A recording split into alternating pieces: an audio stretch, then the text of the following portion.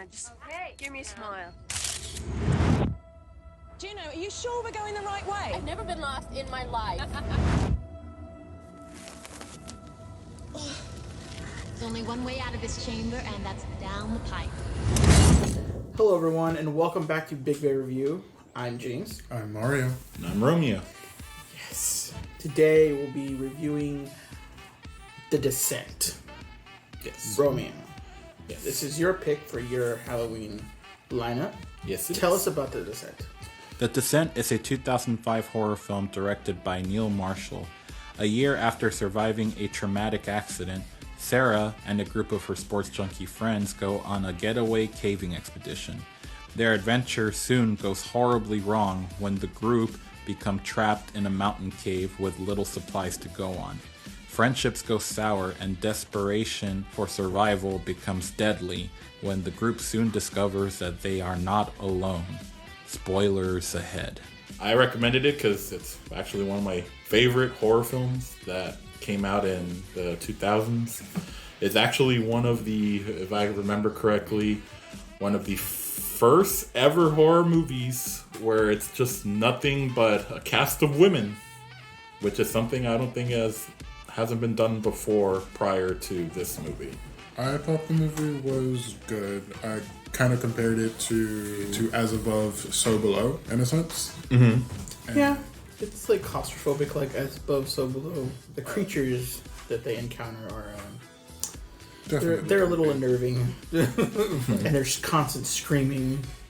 Yeah, because of how they communicate and see things.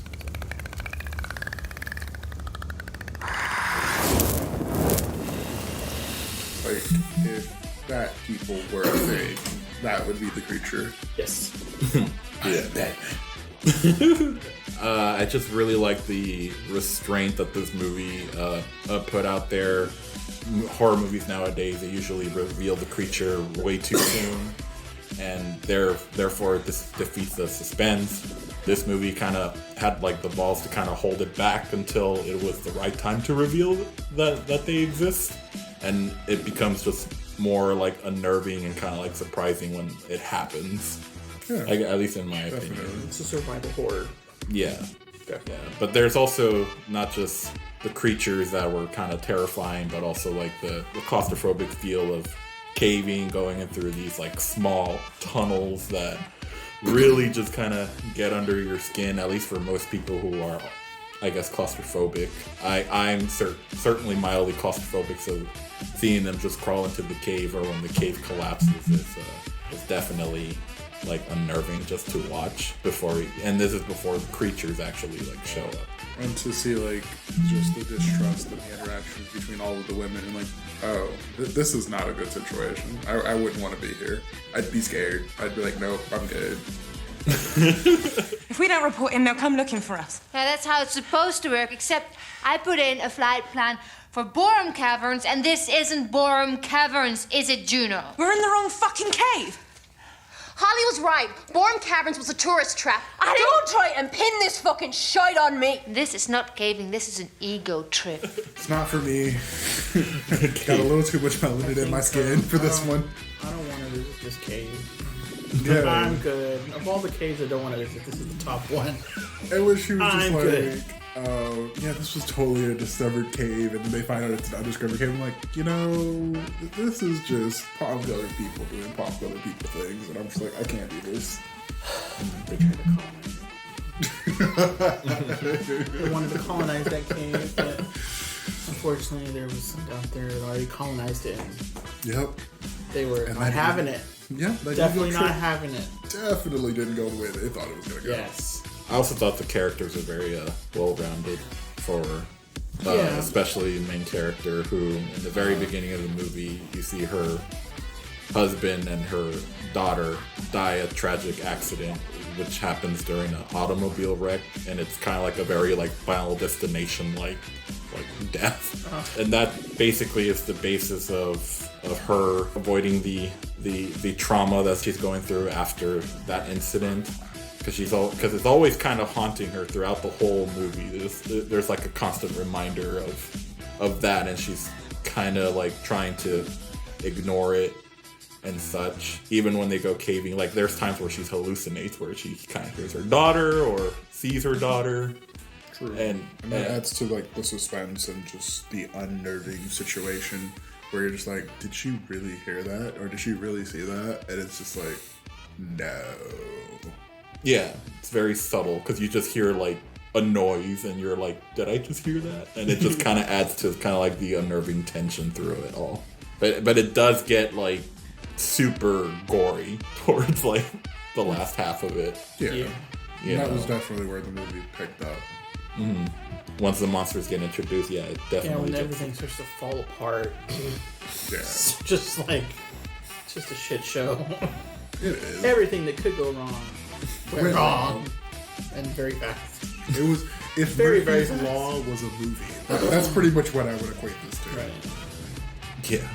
Everything can and will happen. So don't go caving. Lesson learned. Yes. That is the moral of the story. Don't go caving.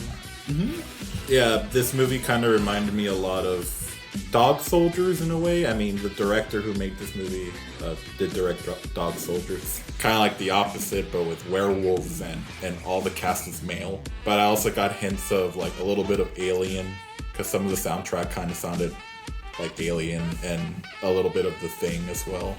We also saw both the UK ending and the US ending. Which do you guys prefer? The US ending. Because it gave some sense of resolution to the movie. Like, the UK ending is nice, and I get it, and it makes sense, but I prefer the US ending because I'm like, okay, this needs to end somewhere. Like, she's gone through all of this crap, and most likely, or for the majority of all the horror movies in the US, there's always like some sense of resolution, whether it's the hero or the villain wins. You don't really see the person just stuck in that same situation. So I leaned more towards the US ending, even though the UK ending makes sense given the situation. Both of them things were just unsatisfying. Oh. Why were they unsatisfying? Like, she didn't get out. It was all a nightmare. And you don't know at what point that becomes a nightmare for her. So you don't know, like, if all the people are dead, or she just fell and she thinks they're all dead. Like, okay, I guess. Now she's holding a birthday cake with things screaming around her. I mean, she's just there staring at it. I'm like, she didn't get out. She's still in there. I kind of prefer the UK version just because it kind of completed her arc, as in she was running away from the trauma of losing her daughter and all that stuff. And I feel like the ending, for me, even though most people view it as sad, I kind of didn't view it as that. I kind of view it as like she kind of accepted like not running away from the trauma, and she kind of just embraces it. Our ratings now. Mine's, I give it an 8. I'd give it a 6. 7. We highly recommend The Descent. If you guys haven't watched it or want to watch something for Halloween, this is something watch we it in the recommend. dark. This is Big Bear Review Definitely watch it in the approved. dark. Yes.